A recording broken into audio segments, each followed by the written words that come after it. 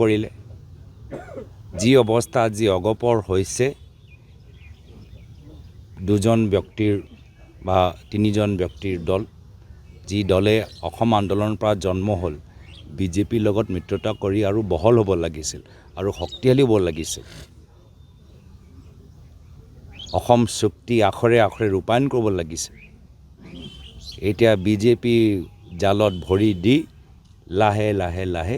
এতিয়া মাত্ৰ ৩-৪জন ব্যক্তিৰ দল হৈ গ'ল এই একে অৱস্থাটো আমি দেখিছোঁ যে বিজেপিয়ে UPPL হওক BPF হওক এতিয়া সকলোৱে হিমন্ত বিশ্ব শৰ্মা ডাঙৰীয়া সন্মুখত আঁঠু কাঢ়িবলৈ হৈছে কিন্তু আমাৰ যেতিয়া কংগ্ৰেছ চৰকাৰ থাকে ৰিজনেল পাৰ্টি ষ্ট্ৰং হয় গতিকে আমি ৰিজনেল সেন্টিমেন্ট আমি বুজি পাওঁ সন্মান কৰোঁ আৰু স্যাক্ৰিফাইচ কাৰণে বৃহত্তৰ ৰিজনেল ইণ্টাৰেষ্টৰ বাবে কংগ্ৰেছে সদায় স্যাক্ৰিফাইচ কৰিবলৈ সাজু ক্ষমতা আহিব ক্ষমতা যাব ৰিজনেলিজম থাকিব লাগিব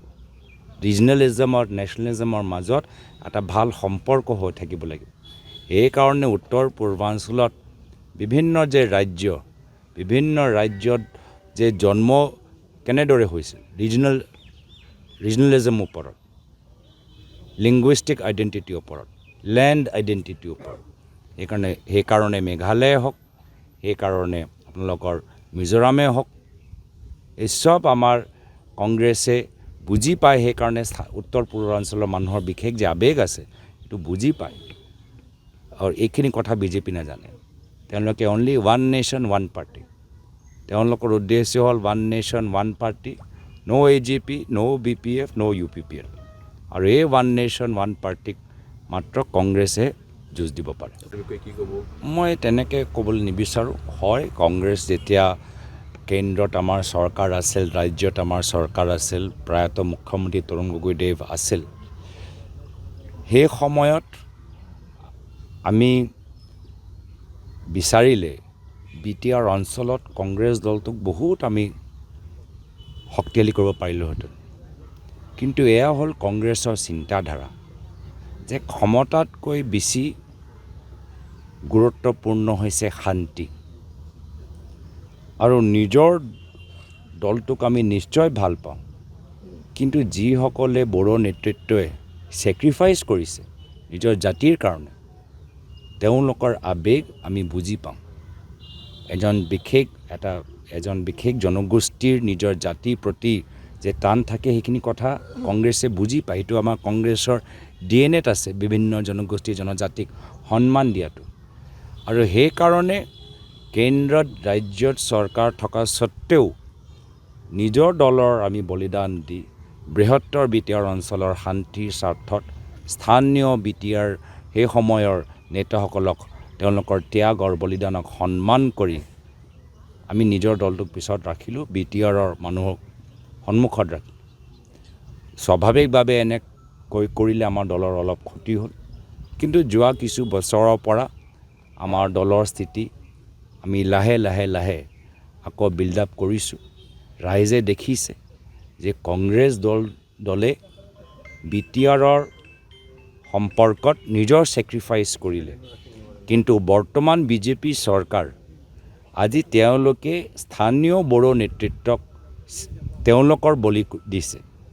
তেওঁলোকক স্যাক্ৰিফাইচ কৰাইছে নিজৰ দলৰ ব্যক্তিগত স্বাৰ্থত বিজেপি আৰু কংগ্ৰেছ একদম অপোজিট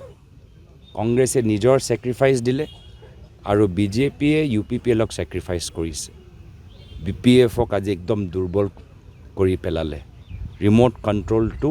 হিমন্ত বিশ্ব শৰ্মা ডাঙৰীয়া হাতত আছে প্ৰায়ত তৰুণ গগৈদেৱৰ দিনত ৰিমোট কণ্ট্ৰল তেওঁলোকৰ হাতত নহয় ৰিমোট কণ্ট্ৰল বড়ো মানুহৰ হাতত আছিলে আৰু এই কথাবোৰ মানুহে এতিয়া গম পাই গৈছে আৰু পুনৰবাৰ কংগ্ৰেছক স্বাগতম জনাইছে যিজনে নিজৰ জাতিক ইমান শক্তি প্ৰদান কৰিলে ইমান সাহস প্ৰদান কৰিলে ইমান স্বাভিমান সৃষ্টি কৰিলে যে তেখেতৰ মৃত্যুৰ পিছত ইমান বছৰ হৈ গ'ল তথাপিও সকলোৱে আজিও তেখেতক শ্ৰদ্ধা কৰে এয়া হ'ল এজন মহান ব্যক্তিৰ পৰিচয়, যিজনে মাত্ৰ নিজৰ জীৱিত থকা সময়তো নহয়, তেখেতৰ গুচি যোৱা পিছতো বছৰে বছৰে বড়ো সমাজক সাহস, স্বাভিমান, শক্তি, প্ৰেৰণা দিছে। সেইকাৰণে এজন মহান ব্যক্তিক আমি শ্ৰদ্ধা নিবেদন কৰিবলৈ আহিছোঁ। আৰু এয়া হ'ল আমাৰ অসমৰ আমাৰ সম্পদ, এয়া হ'ল আমাৰ অসমীয়া সংস্কৃতি, যে যিজনে নিজৰ জাতিক ভাল পায়, নিজৰ জাতিৰ বাবে ত্যাগ, বলিদান, কষ্ট, আন্দোলন কৰিব পাৰে। আমি বেলেগ জাতিৰ পৰা হ'ব পাৰোঁ, কিন্তু সেইজনৰ প্ৰতি সদায় আমাৰ সন্মান থাকে। জাতিৰ প্ৰতি যে মৰম, জাতিৰ প্ৰতি যে টান, এয়া হ'ল আমাৰ অসমীয়া সংস্কৃতিৰ আমাৰ এটা বিশেষ এটা আদৰ্শ, বিশেষ মূল্য। আজি কোচ ৰাজবংশী হওক, দেউৰী হওক, কাৰ্বি হওক, ৰাভা হওক, আদিবাসী হওক, এই বিভিন্ন সমাজৰ ভিতৰত যিসকলে নিজৰ জাতিক ধৰি ৰাখিলে, সামাজিকভাৱে, অৰ্থনৈতিক বা ৰাজনৈতিকভাৱে তেওঁলোকক ক্ষমতা দিলে, তেওঁলোকৰ অধিকাৰ সম্পৰ্কত আন্দোলন কৰিলে, আমি সেই সকলোকে সন্মান কৰোঁ। চিন্তাধাৰা অলপ বেলেগ হ'ব পাৰে, কিন্তু নিজৰ জাতিক যে ইমান ভাল পায়, সেই জাতিৰ প্ৰতি টান আমি শ্ৰদ্ধা কৰোঁ। আৰু এয়া হ'ল আমাৰ